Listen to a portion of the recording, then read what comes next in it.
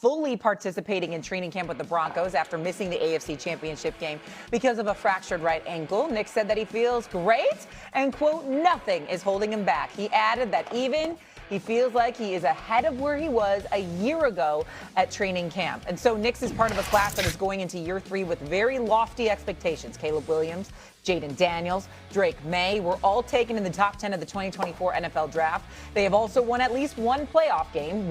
Caleb Williams, is the only one to not make a conference championship appearance. We now bring in Jason McCourty and Mike Tannenbaum. And so when we look at these quarterbacks, or these teams as a whole, with the quarterbacks leading the way, who do we believe in most? Is it Denver? Is it New England? Or is it Chicago with their quarterbacks heading into year 3? Good morning, you two. How are you? Look at blending nicely with the purple.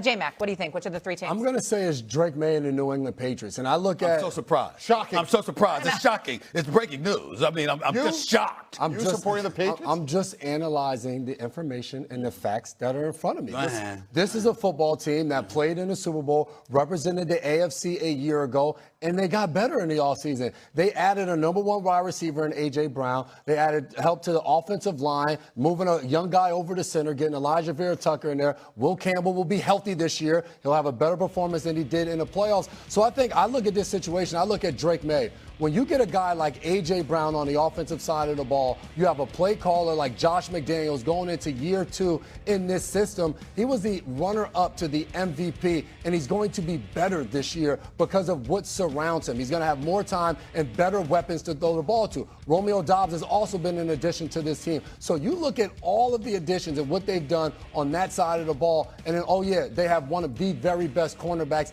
in the NFL that they're getting ready to pay and lock down wide receivers. So as I look across the board, it is the New England Patriots because of what they've done in the offseason and how well they performed last year in year 1 under Mike Vrabel. The only reason they got to the Super Bowl is who did they beat in the championship game? Jarrett Stidham. Denver, by far to me, of those 3 guys, it's Bo Nix and Denver. When you think about the way they are built, they went out and got a number 1 wide receiver in Jalen Waddle, who's explosive. They didn't even need that with Cortland Sutton. And if Bo Nix is healthy, what he could do with his arm and his legs, really good running game led by J.K. Dobbins. And then I think about you have a Sean Payton offense, and defensively, when you have Jonathan Cooper, Nick Benito, and Zach Allen that can pressure the quarterback with the lead, and arguably the best corner, not Christian Gonzalez, but Patrick Surtain, this is a defense that has playmakers at all 3 levels. If Bo Nix was healthy, they would have been the Super Bowl last year, and they only got better. Well, I get where you're coming from, and I was thinking about that argument. The problem is I'm a believer in the Chiefs. That's why I couldn't pick the Denver Broncos in this particular situation. Don't get me started on lucky-ass New England Patriots. Lucky. I mean, yeah, lucky. In football, they were lucky. Time out. The weakest schedule in the NFL since 1999. That is statistically a fact. That's number 1. Number 2, you get to the playoffs, you play a Los Angeles Chargers team. You're out with 2 offensive linemen. You go up against Houston. Don't get me started with Stroud, and Nico Collins was hurt. You got Bo Nix and the Denver Broncos because Bo Nix is out. And you got Jarrett Stidham, whose wife, by the way, was she was the winner. That white mink, she was rocking. She looked like the wife of the starting quarterback of an AFC Championship team. Jarrett Stidham's wife with that white mink, that was fabulous. Too bad his game didn't show up to match. It didn't match how she lost. But that's neither here nor there. But that's okay. It's not his fault. He was thrusted into that situation. I'm going with the Bears as the answer to this question. He's been sitting next to me for too long. Look at him. I'm just you know what? It's not it.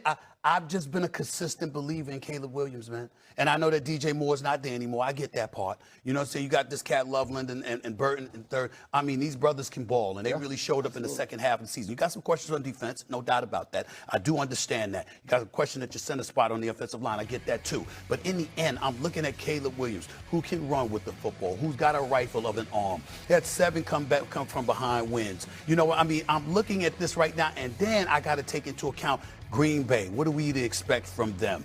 Gary is gone. Micah Parsons ain't going to be healthy, at least to start the season from what we're hearing, okay? The Detroit Lions got to prove to me you lose 2, not 1, but 2 coordinators. What's it going to be like for Dan Campbell? You got something to prove in that regard. We got to see what happens with that. Minnesota, don't get me started with them. The fact that they get, I mean, listen, I want to state this for the record because I think Kevin O'Connell could coach. I think he's a damn good coach. But let me tell you something right now. It was a fireable offense for them to hand the reins to J.J. McCarthy. You can't have Addison and Jefferson and Hawkinson and you going to put the ball in the hands of a rookie. I know he got drafted the year before, but he was out that complete year. Yeah. Okay, last time we saw him throw a competitive pass was in the championship when they won a national championship at Michigan.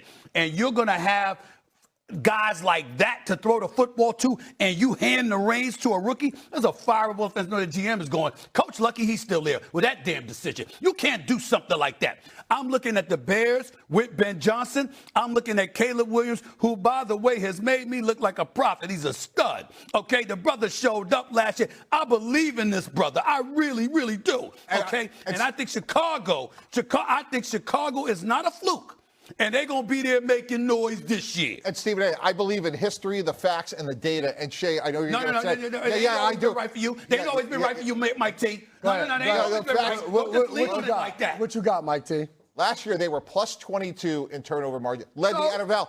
If you look at the last 20, 30 years, facts, data, and history, it's almost impossible to replicate that. It's called regression to the mean. They may be a better team, especially on paper, but you will not replicate that turnover margin. Okay. That's why the Green Bay Packers are going to win the division. Wow. And look, I love what the Bears did. Roma Dunze is going to be good. I think Luther Burton will replace DJ Moore. Colston Loveland, in my opinion, is going to be a top 5 tight end. But they can't rush the passer. And if you look at the Packers on their look how upset you are. Because I'm just confused. The Packers team that gave up 15 points in the fourth quarter of a playoff game? Right. Is that the same Packers we're talking about? Yes, the one that's going to have arguably the best pass rusher in the league outside of Michael Parsons. I don't like the fact that they didn't address their front four in the draft or anything like that. I get that part.